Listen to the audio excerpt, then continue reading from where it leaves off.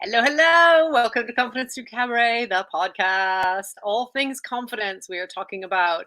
If you're new here, then you need to know we are talking about building confidence as kind of a journey. So it's a momentum, and we have highs and lows.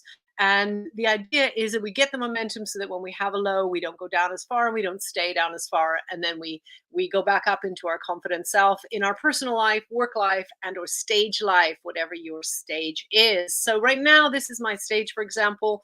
Might be on social media, might be you on Zoom at a meeting at work, wherever your stage is. We look for strategies that really help us build that mind-body confidence and connection. And today, I'm so excited. I've wanted to do this episode for such a long time. We are talking about laughter yoga. And my guest today is really going to share with us about how laughter is such a great and natural experience to get the flow of serotonin going and to leave you feeling fuzzy and full of love, as my guest says. So we're talking about yogic breathing, we're talking about laughter exercises, and really the benefits to be gained from laughter yoga. So finding that stillness to connect to your inner joy.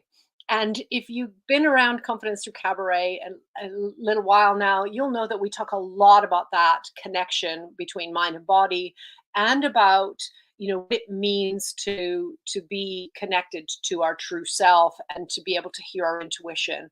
And there is a healing power in laughter that we're going to be talking about, among other things that my guest does. So please join me in welcoming the fabulous Red. Hey. Hi Heather, how you doing? Thank you. How are you? Yeah, really happy to be here. So thanks for having me on. So happy to have you here. So, okay, if somebody has never heard of laughter yoga, how would you describe it? Describe laughter yoga. I think it started in Mumbai back in the 90s, and it was brought from the streets of the parks of Mumbai, and it's just a practice of grounding yourself and faking laughter and allowing this flow and this laughter to kind of like trick your mind into actually the laughter becoming real, and just allowing this flow from the center, and just allowing it to kind of spread out into the world. Yeah, that energy, tapping into that magical energy inside of us all. It's fabulous to be able to connect to positive energy, because we all have those highs and lows, and we know those days when we feel like we don't want to get out of bed, or feel like we want to hide, and it's a huge advantage if you know how to tap into those wells for yourself. So is it because I've done laughter yoga, not with you yet, but I will. But is it a strange experience for most people to kind of fake laugh at first? I think a lot of people are kind of a little bit dubious about the kind of the whole concept of just faking the laughter. When you think about like faking laughter, you kind of go into a like ha ha ha ha kind of scenario. But actually, when you kind of when we bring people in to it, I like to do a thing which is called the silly Billy kind of scenario. So we kind of like say to ourselves we're silly billies when we're kind of faking the laughter. And this was a little trick I picked up from another laughter yoga instructor, Pete the Temp. He was an absolute brilliant guy, and it's saying silly Billy kind of like puts the smile on your face. So, the silly Billy kind of like thing. So when you're kind of like faking the laughter and you keep saying to yourself, I'm a silly Billy, you allow the inhibitions to kind of just float away. And all of a sudden, you've got a smile on your face, you're faking the laughter, and then it just becomes real. But, there are benefits to kind of like laughing by yourself. But I think with laughter yoga, the key for me is always like doing it with other people. And that connection that you have, when you hear laughter, it's contagious. You just start chuckling, just even though you don't know what the joke is, And so we kind of, I like to bring a lot of warm up exercises within the sessions that are more focused on developing connection between the people within the group. We do like a lot of mirroring. So there's one little exercise that we do that's pulling silly faces, but you kind of like you're mirroring the other person. So I would be pulling the silly face, and then you would kind of like mirror that silly face back to me. So I can't see what I look like, but I can see what you look like, but you're copying me. And then we've kind of got this connection. And then further down the line in the workshop, when you start laughing, I've got that connection with you, and then I will start laughing because you're laughing. And then it's just I like to think of it as like perpetual laughter, you know. It's just like it feeds back on itself. And as long as we're both laughing, we're kind of like laughing at each other. You know, so it's quite amazing how like the psychology behind it and the science, but also it's also making it as fun as possible. Mm. Yeah, and it's a really beautiful thing to have a connection with someone or a room of people, because it really is an exchange of energy where you're giving off energy that uplifts others and vice versa, and it's just a loop. When I did my laughter yoga classes, it was on Clubhouse. And Clubhouse was really new. It was only for iPhone users in beta. And it was a really strange thing because you can't see each other. And so all you can hear is this laughter. And it does make you laugh. You know, you start out fake laugh, it makes you laugh. But I can imagine that having the physical connection, being able to see somebody and connect with them is so much more powerful than just hearing it. And I found hearing it was powerful. So I think it's really great. It's really interesting that you said about like we end up laughing at each other and we end up kind of, you know, letting go of those inhibitions that make us not want to look silly or seem silly.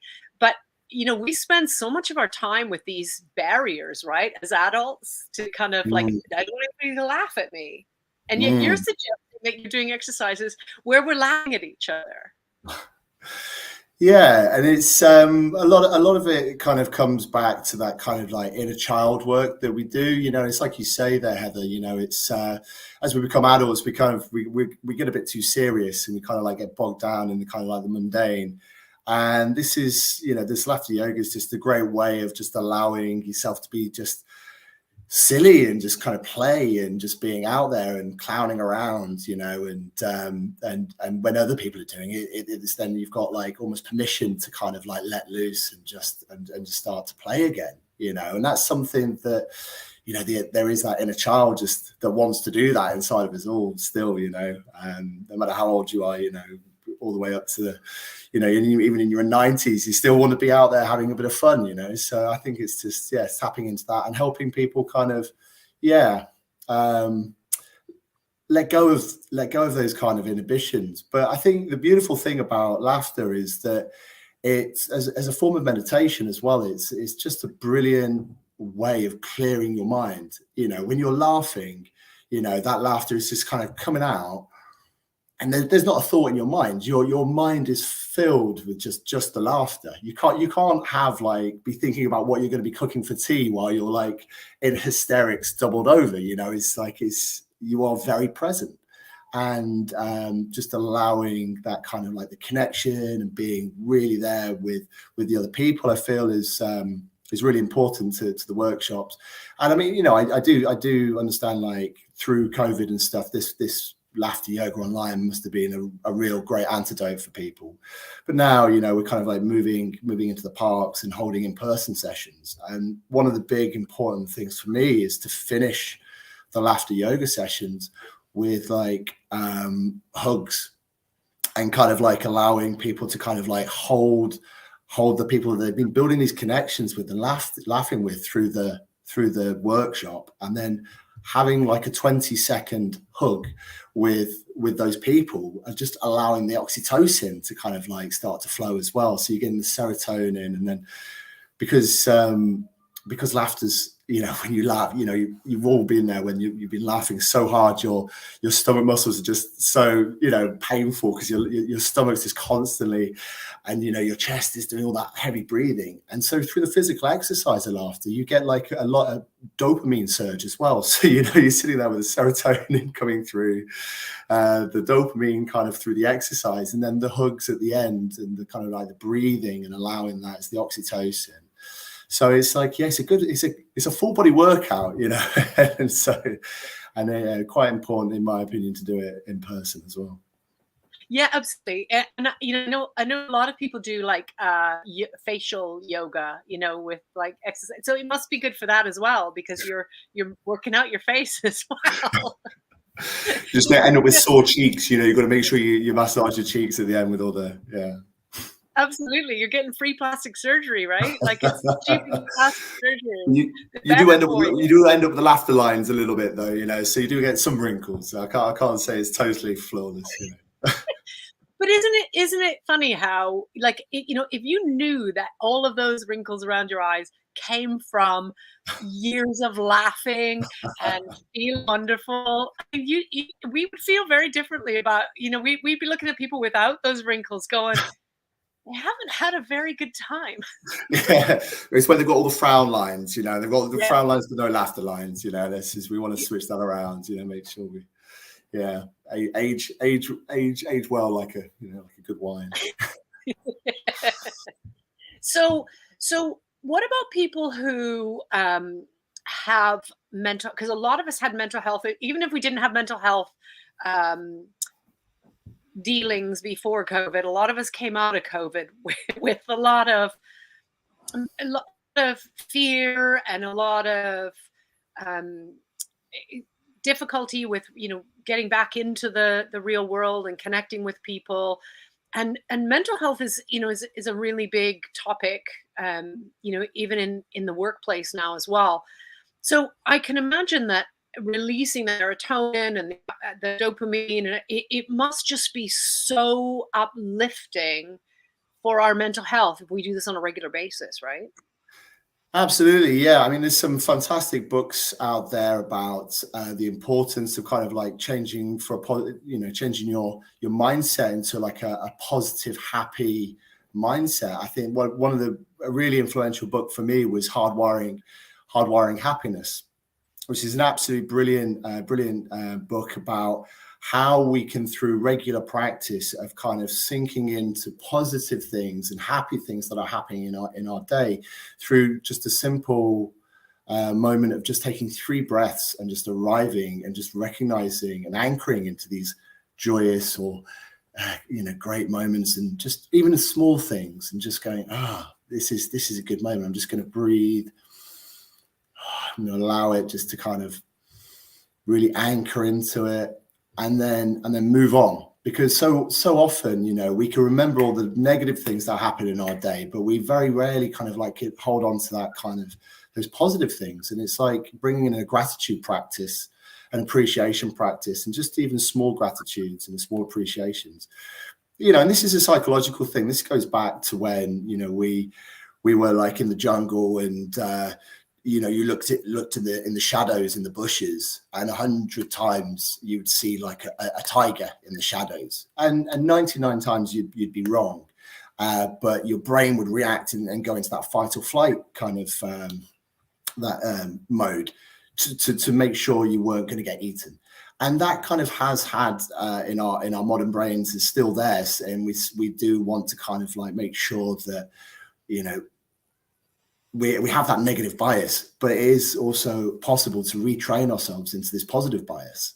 So yeah, I think a lot of the work that we do in my laughter yoga sessions is we do kind of like do not much, but a little bit of neuro-linguistic programming, and that's just kind of like visualizing ourselves in our minds in a happy moment, anchoring in with the 3 breaths between each activity or game. We would stop and we would go into the yogic breathing, and making sure we're using a variety of different types of breathing, like the 3-5 breathing. So like breathing in for 3 and then out for 5 counts, or using box breathing as well, and feeling into the body and really kind of like feeling those sensations before we kind of like move on to the next raucous laughter and just kind of like movement again, and then bring it back into the body and allow those kind of these points to be anchor points for us moving forward. And when we're kind of are having a stressful time, when I'm having a stressful time,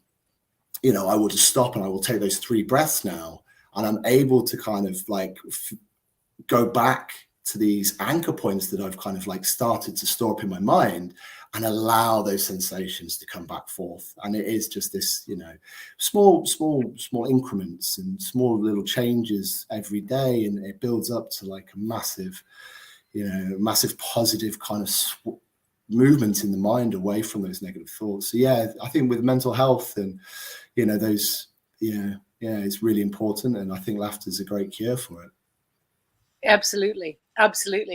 And those anchors you'll be anchoring things in, you know, maybe you'll anchor things that will trigger emotions that are based on memories that are not so good. I heard a song on the radio on Saturday when I was driving back from Bristol, which is where Red is. I love Bristol. And coming back, and I was in floods of tears just because it, you know, that it brings all of that up. Well, what you're talking about is being able to bring back that feeling of gratitude and grounded and joy, and that is so important. You know, we do a lot of body work at Confidence Through Cabaret, so we do like a lot of body tracing, and we do a lot of things that kind of ground us in how we are in our body right now. And even if you want to make changes to your body, you need to start from where you're strong and accept where you're at right now. And if you can accept yourself as joyful and playful, then how much smoother is that journey to moving to the space that you want to be in if you want to change anything? Or maybe you don't even want to change anything because you're so joyous how you are. Absolutely. You know, and it just the boosting confidence as well. Just like, you know, I find sometimes I don't do laughter yoga. I also work in like nature connection in forest schools as well. And sometimes I'm kind of like going into public speaking or in front of large groups, and I will just get a bit nervous, and I will just find myself like trying to kind of like, you know, bring a laugh out in me, and actually kind of like boosting my confidence, lowering my, you know, my stress levels, and just kind of like allowing that kind of, I feel a bit lighter. And you know, people respond really well. You know, if you're walking down the street and you smile at people, you know, they smile back. You know, you're walking down the street and you know, you're chuckling. People might give you a funny look, but they will start laughing as well as they kind of like move on with their day. And the kind of the ripples with that and the confidence that comes from that is it's really powerful. It is really powerful. Now, how does your connection to nature in your forest schools and the work that you're doing, how does that connect to your what you're talking with your laughter yoga in terms of just really being grounded? Yeah, I think for me, there's many different practices that can be brought in. I think, you know, with the being, you know, we're now coming into the spring. I want to move my laughter yoga sessions outdoors, and I think that a lot of it is to try and do that barefoot and be on the grass or in nature, and actually feeling that energy and really tapping into, you know, drawing the energy up from the earth and allowing, you know, for it to be held. And then when you're laughing, you're actually, you're sending that energy out into the universe, and there is this kind of like flow between the earth and in ourselves, you know. And there's a lot of this is about connection, and it's, you know, connecting with our with the yoga being not just the vinyasa yoga, but obviously the 8 limbs of yoga and how it's all connected, or you know, from, you know, yoga, yoking, returning to the original, the unification. And, you know, we look at the unification of the mind and the body, you know, and the spirit, and then connecting that with the universe. And actually all of this laughter, you know, that's where the yoga comes from, is the breathing and the connection. And so being able to kind of like feel the earth and know that we are part of that at the same time as being able to laugh, you know, is brilliant. Yeah, for sure. And I think in times of darkness, a lot of times it at its base feels like we're alone. And so that connection that you're talking about, connection with others in the laughter yoga, connection with nature and being held in the ground, we often forget that in those darker moments, you know, Mm, and we mm, and feeling alone makes us feel so far apart from our source. So mm. it's it's very connected. I love the idea of being, I don't know, maybe I'm thinking like maybe Bristol Downs or something, just being outside with lots of space and just being really, really, really grounded. If somebody isn't living near Bristol and can't come to your classes, how could they get started in really finding that grounding space? I mean, is it a case of going out barefoot and just connecting with the earth, or should we be starting with laughter, or how do we start? I think one of the most powerful starting points for me, one of the starting points for me that is kind of like I've felt the most benefit from is taking up a sit spot. And I think, you know, if you're finding a small area, even in like in your urban life, a tree, a really nice tree that you can go and sit under and sit there for half an hour when you can, and not to meditate, not to do anything, but just to be still and to sit and allow yourself to see everything around you and just to breathe and just to exist. I think, you know, there's a lot of people like, I mean, I when I first started on this journey, I always struggled to find, you know, forcing myself to meditate. And I was like, oh, I know it's good for me. I know I'm going to benefit it. But it was such a resistance at the beginning.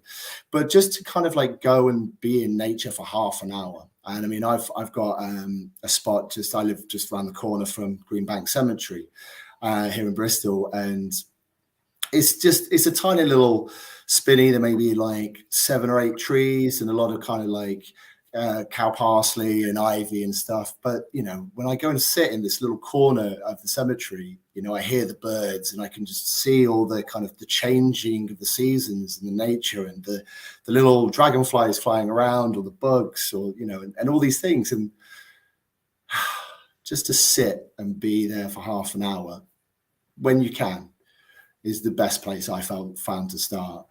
And, you know, and just try and sit with a smile on your face, you know, and just kind of like, just be. That's wonderful. That's really wonderful. I have been through years of meditation and gratitude practice where I went through the motions and tick the box. And every day I've done my, you know, 20 minutes or 10 minutes or, you know, tick the box, done 3 things I'm grateful for, and I wrote them down, tick the box, and felt very little benefit from it. It was better than nothing, but it didn't have anything behind it. You know, it wasn't a true connection. It was a to-do list. This is what I'm supposed to do. And it's entirely different to, you know, just sitting and being. And then if that works its way into a meditation practice that's comfortable for you, I find when I'm at my low point, meditation is not my friend. It's like, I know it perpetuates each other because I'm thinking, okay, I'm not meditating because I'm avoiding myself and that connection. I don't want to be connected right now. And that's probably the time you need it the most. Yeah, absolutely. You know, and I don't know. I mean, I see nature connection as just bringing back in the wow factor, and like picking up a flower, just seeing a flower, or at the moment the blossom. I mean, the blossom on all the cherry trees is coming out, and just standing with the cherry, with this abundance of cherry blossom, and just being like, wow, you know, just like the color, the smell, how it kind of feels when it's almost like it's snowing when the strong gust comes over, and just being like, yeah, this is pretty amazing, you know, this is pretty beautiful. And that's a connection. You know, there's another amazing meditation that is you know, again, these practices great barefooted when you can feel the earth, I think, is to go and breathe with the tree, you know. And I'll just stand there, you know, barefooted in front of a tree. I'm just going to grab my charger actually while I'm talking. Is to go and stand barefoot with the tree and breathe. And when you breathe, you're breathing out carbon dioxide, which the tree, oh, sorry, hold on. I thought I had more battery. We're all perfectly imperfect. It doesn't matter. It's technologies. It doesn't do its thing. So you're standing barefoot in front of the tree and you're breathing out carbon dioxide, and the tree is breathing that in, and then on the exhale for the tree is oxygen, which you're breathing in. So to be able to be there in symbiosis with that tree, and as you breathe out, you imagine the tree breathing it in, and then as you breathe in, you imagine the tree breathing out, and you just kind of like stand there and just breathe with a tree, and it sounds a bit crazy, and I love it.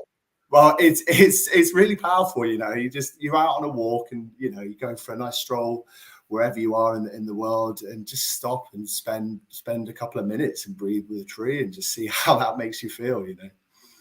Amazing. And it takes you out of your own thoughts and into that moment, into that now.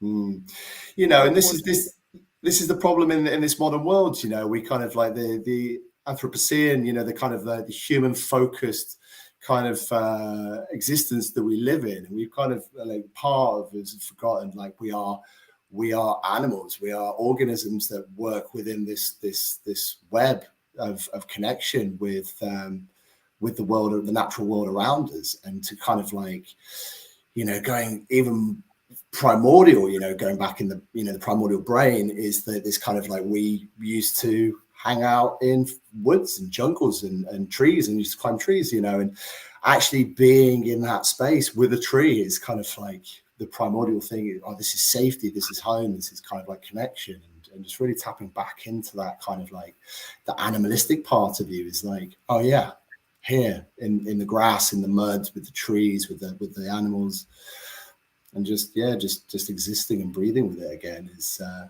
beautiful.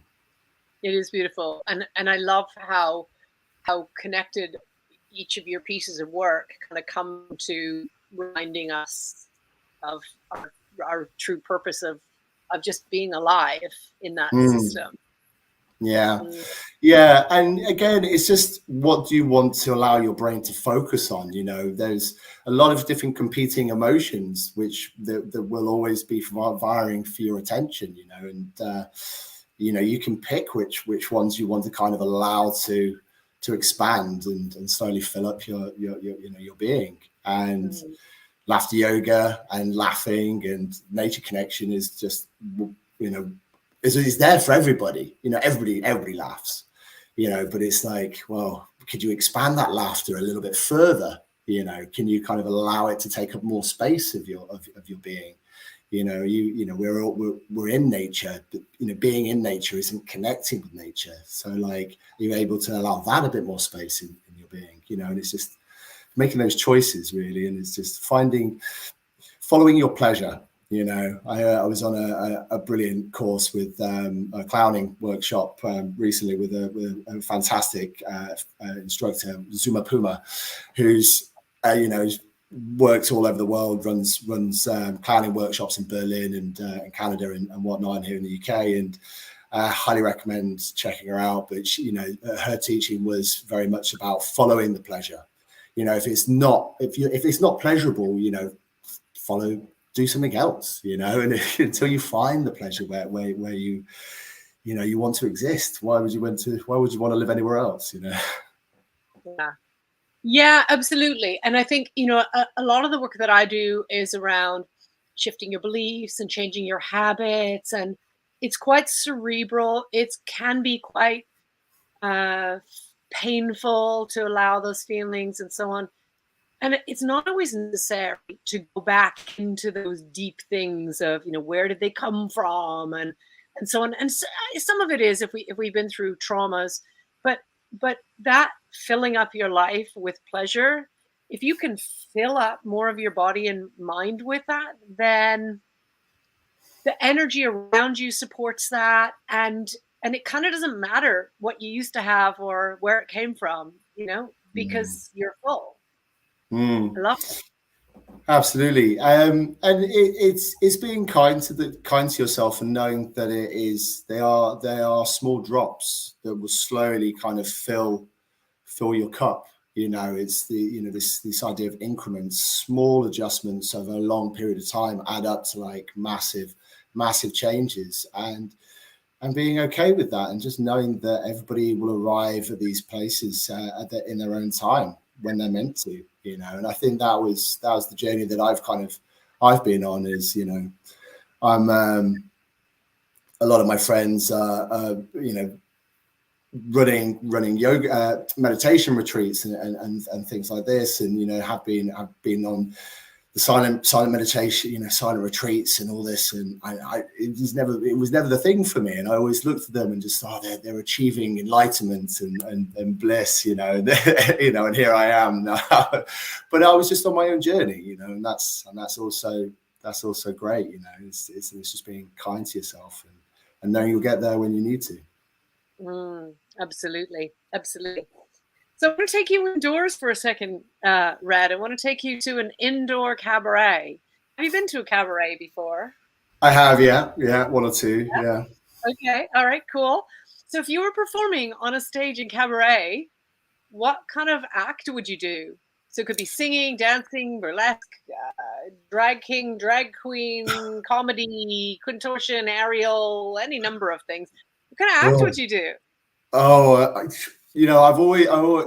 would always want to be an acrobat. I always imagined they were great. I think cabaret. I think circus as well. I think there's been some brilliant, a lot of circus performers around now, and I think I'd always want to be like, doing the flips and the jumps. I think if I could do anything really, or a bit of juggling. I've always admired jugglers. I could do three balls, but it's when they kind of like start doing the clubs and they're getting all that in there. I think that was it's real beautiful talent. So I think I'd be like a juggler or acrobat, I think.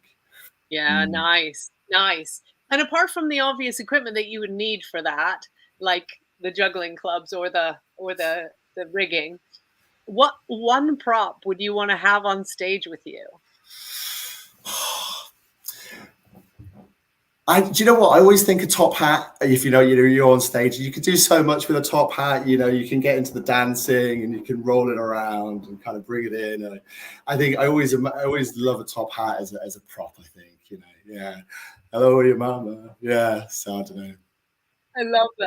I love that, and you're right. You can actually conceal parts, and you can reveal parts, and you can extend your natural space with that as well. Absolutely, yeah. Okay, and my last question then: what is your stage name? You're about to go on. You're going to do some acrobatics and some juggling. You've got your top hat. Please welcome to the stage. Oh my goodness! I don't know. No, I'm putting it back. I'm going for Red the Great or something like this. I don't know. Yeah. And that's actually literally why I ask this question on each of my episodes, because when we have, a lot of times we're apologetic for our greatness or for our, glory of some sort, and we don't tap into that, and it's an energy, very important energy to tap into, fierceness and strength and power, and and on the times when we feel that kind of low, or we want to have more of that fear, power, strong kind of energy, then we can tap into that and we can go, no, I'm Red the Great. I'm not standing for this. I'm doing that thing, right? I think my ego is really coming forward here now, and just be like, Red the Great. I mean, I think that's going to be stage name for that. And it's such a different energy than kind of apologetically being Red the Great. I like the question mark on the end. No, damn it, I'm Red the Great. I'm doing this thing. And that's happening. Yeah, I think going back to this clowning workshop. I mean, because it was last week. It was last week that I was on it, and Zuba was talking about the clown nose, and it's like the world's smallest mask is like putting on your clown nose as you kind of like come out to interact and connect with the audience, and even now I've actually kind of like started just imagining putting on the clown nose to just kind of as like, the act. So the top hat and the clown nose, and away we go. And, a little chuckle to myself, I think be read the great. I love that. Love that. And the thing is, what's interesting is you don't have to wait for those moments when you're actually about to do that. You can tap into that anytime you want to. That Exactly, same energy. yeah. You're talking about the anchors and, just kind of triggering that, and out it comes. Yeah, absolutely. Yeah. It's great. Powerful stuff. I love that. I love that. I absolutely love that. And I think it fits so beautifully with all the anchors that you're talking about creating is being able to have one that has a momentum and a strength that takes you through for those really kind of scary moments when you're thinking, what am I doing? How, can I really do this? Can I really step into that spotlight? And yeah, you can as Red the Great, because Red the Great doesn't hide in the shadows, right? Yeah. No, it's brilliant. I mean, we do like another practice within the workshop where we actually kind of like imagine really frustrating things happening in our day. Like you've just got ready for work and you spilled coffee on your shirt on the way, and it's like, how would that make you feel? And I actually kind of like imagining doing it and then just be like and laughing at the frustrating things, and imagining like, oh God, I've got a flat tire and I'm late for work, and just like chuckling at that kind of like that scenario happening. And then when you actually come up against these kind of things that normally would just kind of like really annoy you a little bit, now you're actually training yourself to be able to laugh at these things and like the ridiculousness of them. Yeah. I have to say that humor and laughter is my kind of my red nose, if you like. I laugh at pretty much anything, and I've made some horrific mistakes on microphones. I've fallen over on stage. I find it very funny. I really and or I'll have something horrible will go wrong, and people are saying, why are you laughing? But it really does help. Absolutely.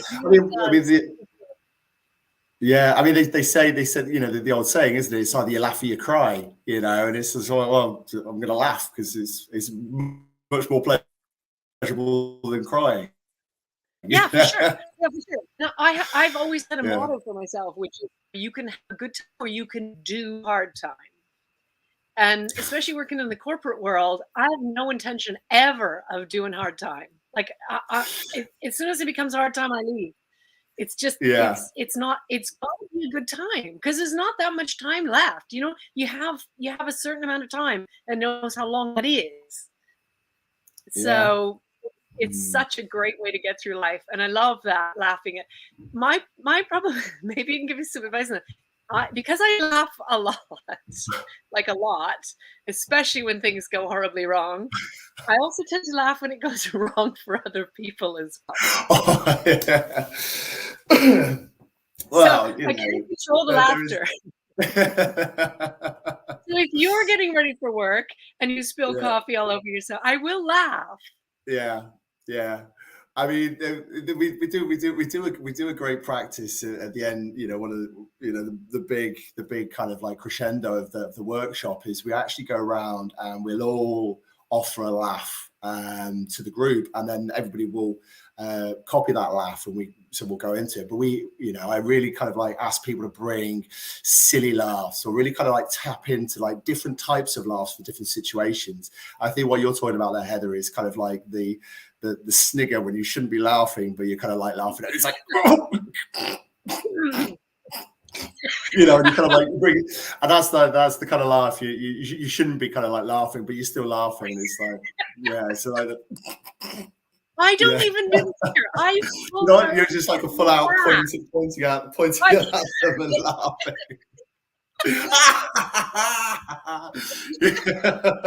Yeah. It's a bit of a risky. It's involuntary because I've done it for so long. But some people will laugh along and go, "I really need that because I was gonna cry." It's a bit like when a toddler falls down. And then if you look really shocked and horrified, they'll cry. Yeah. But if you laugh, they'll laugh. Yeah. It's Yeah. that. Yes, absolutely, absolutely, and that's the thing, you know. This is an energy that is innate within us, like from childhood, from really young. You know, it's like that when the baby's born. You know, it's like they have those two real emotions, isn't it? So they're either laughing, they're chuckling, or they're crying, and this is before they even kind of like they even have the concept of life or language, you know. And there is this energy within us, and it is always there, and it has always been there. And it's just like, yeah, tapping into that and being able to, and through the practice of laughter yoga and through the practice of like daily laughter, is actually having it on like a quick access and just be like, oh, I'm just going to laugh. And I think, you know, I like to think about it as like coming from the center, from the core of ourselves, which is like just behind the belly button, and maybe little bit lower is like the center. And you know, we start off like breathing into that, and then through the workshop we bring it up, and we slowly like bring it up and out of the body. And I always start with like the first step is the belly laugh, which is like a ho ho ho, you know. It's like ho ho ho ho ho, and then it kind of like moves up from the belly into the diaphragm, which is like the ha ha ha, you know. It's like ha ha ha ha ha, and then it kind of comes up through the throat. And you know, you've got the ho, you've got the hand, you've got the hee hee hee hee. So it's like the ho ho ha ha, and all of a sudden it just like it's flowing, you know. And this is like, and if you keep doing this practice, and like if there is points that are really stressful for you, and you just kind of like oh and it just like starts spilling out, you know. And it's just, yeah, it's an easy thing to tap into, and the brain's like, yeah, brilliant, I'm happy here, have all the happy chemicals, you know, you're doing a good job. Actually, I do literally make those noises. It does go ho ha he. I not noticed it before. I started laughing involuntarily, and I was like, "Oh, I do that. What is happening?" Yeah. So you know, so it is, yeah, it's good. So I mean, there's this thing, you know, when I do the workshops, we don't really talk. There aren't any jokes really. It is just like silly movements, silly exercises, but no real kind of like verbal humor. It's all in the body and kind of like connection, and then this kind of like bringing it up and out, and then yeah, finishing on hugs and whatnot. So yeah, it's really amazing what we can do without even speaking. Yeah, and you can share a connection with another or a group of human beings that you haven't even spoken to, just from energy exchanges. That's fabulous. So what is your favorite lesson that you've ever learned in life? Wow. My favorite lesson that I've ever learned in life. I think, you know,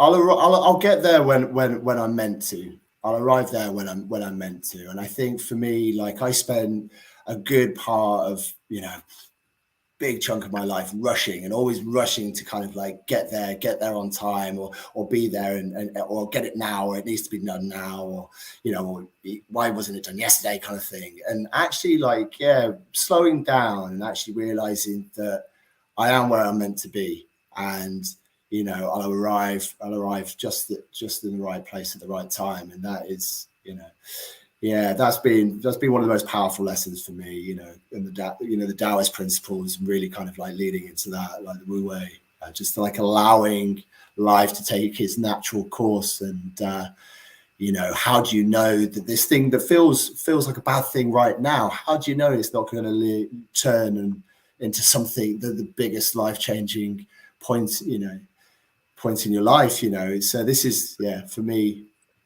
I'll arrive when I need to be there. That's beautiful. Thank you for sharing that advice. Thank you for sharing your story and your practices and ideas. Where can people find you? In Bristol. I'm usually knocking around here. Social media is a curse, and you know, but also something that we all need to kind of communicate. So I'm on Facebook. It's Laughter YogHaha. So yeah, the workshops are YogHaha. On Instagram as well, Laughter YogHaha. I'm going to be at Boomtown in the wellness area. Going to go to Love Jam Camp Out in September. There's also going to be a Medicine Festival. I'll be there. And what was the other one? Oh, there was another one. Medicine, Boomtown, Love Jam, and Butterfields. Yeah, so I'll be at Butterfields as well. So, find me in Bristol really, or at the festivals this year. I'm hoping to kind of like move on to a bit more online stuff after the summer. But yeah, I think we're just going to be parks in Bristol. It's the best place to find me. Laughing, follow the sound of laughter. That's beautiful, and I think so. It's laughter, and I've done yo. Wait. No, hang on 2 seconds. Well, perfectly perfect here. We're cool. Let me just edit this. Yo, Y-O-G. YOGHAHA. Yeah. As soon as I put that up, I was like, no, that's spelled wrong. So if you're listening to this on podcast, you should know that there is a Vodcast video version on YouTube channel. Go on Confidence to Cabaret and go into Vodcast, and you'll see the video version. If you're watching this on video version, there is also the podcast version. You can check it out anywhere you get your podcast. Search Confidence Through Cabaret. If you're on audio right now, it's laughter the usual way, and then yog, Y-O-G, and then H-A-H-A. So you can check out social media or check them out at any of the festivals if you're in the UK. I love this. And then you're running classes in Bristol as well. Are they weekly? They're monthly at the moment, but I think the idea is to take to the parks. You can find me through Love Jam as well. So love Bristol Love Jam. We put on the first Wednesday of every month. We put on a big community jam session, which is like an open jam for drums, guitars, whatever instruments you've got. And we do have like a flow space and an art space and a vegan food share. And they're the first Wednesdays of every month at the old library in Eastville. So they'll run from 6. They're from 6 to 11. Then I'll be there and helping organize that. And just we're trying to kind of like do a bit more spontaneous kind of stuff in the park. So it's a bit tricky to say at the moment, but I'll put it on social media. Beautiful. If you're not in Bristol or you're not in the UK, then try out some of the exercises that Red's been taking us through. And let us know how you're doing. Let us know how it goes. And Red would really love it if you'd let us know when you're doing some online stuff as well, so that any of the non-base can get in touch and get involved and connect with you. And I'd be more than happy to put that up and let people know how to find you online when you're doing that as well. I got to say to you, Heather, as well. I mean, there are a lot of online Zoom after yoga sessions being run. Do you know what? His name's escaped me at this moment, but the founder of Laughter Yoga, he does a weekly Zoom Laughter Yoga on a Tuesday, I think it is. But yeah, give it a Google. There's plenty out there on Zoom. But yeah, I mean, it's spread the laughter, spread the joy. Yeah, so. Yeah, absolutely. Get involved, and it is worth doing. It is just so great. There's so many things. Most especially, people are here often to build their confidence or maintain their confidence, and it is beautiful for that. It has been a pleasure chatting with you. Thank you for sharing your time and your energy and your laughter and your wisdom. It's just such an honor to have you here. The honor's all mine, Heather. Thank you so much for having me. It's a pleasure. And it only remains for me to say to our listeners and watchers, reminding you that we are Confidence Through Cabaret on all the socials except Twitter. We are at YBYWYS. And on Clubhouse, I'm at Heather YBYWYS. And those 6 little letters stand for a reminder that it is your body and it is your world. And it is your stage. Take up space, expand into it, and own it. Oh, feels so good. Thank you again. Bye.